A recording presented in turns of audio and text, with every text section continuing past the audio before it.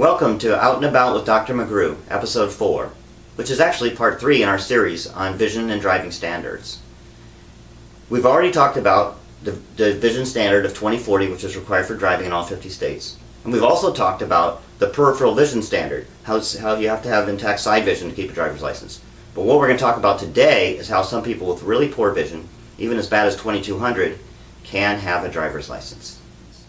And this is possible if they can meet the 20/40 vision requirement using a device known as a bioptic telescope.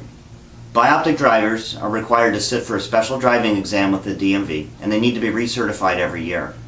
This is what a bioptic looks like.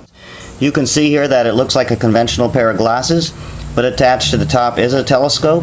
The optics of this telescope are somewhat like a periscope in that in this wider, darker, rectangular section you have where the image will enter, and then through mirrors it's going to pass through, and the optics, the magnified image, will be seen by the patient here when they tip their head down in order to look through the telescopic device. Let's see if we can demonstrate how it looks through the bioptic telescope. Okay, what we're trying to do here is film through the bioptic telescope.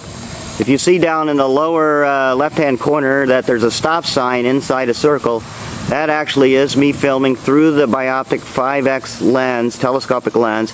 I'm going to lift the glasses away and look at the size difference here on how small that stop sign is. Now, it may seem crazy that anybody with 2200 vision would ever be allowed to drive a car, but that part of our vision that we use to read those letters on an eye chart is only the most central part of our vision, and that's the part that bioptic drivers are missing in their vision. Their side vision, their peripheral vision, is generally perfect. This video illustrates what it's like to have poor central vision but intact peripheral vision while driving. So like the rest of us, the bioptic driver gathers most of his visual information from his peripheral vision and only dips into the telescope when he needs to see more details. So one of my patients who drives with a bioptic telescope is a young mother of 3. She drives a big SUV, and one day she was driving and it was daytime, so she had her sun filter in, so she looked, kind of like this. And she was at a stop sign and she looked over, and there were some guys in the car next to her, young guys. They had their baseball hats on backwards, they were wearing their skateboard logo t-shirts, and she looked down at them and they were all looking at her, and they gave her the universal signal to roll your window down. So she rolled her window down, and they said, "Hey lady, what's with those crazy glasses?"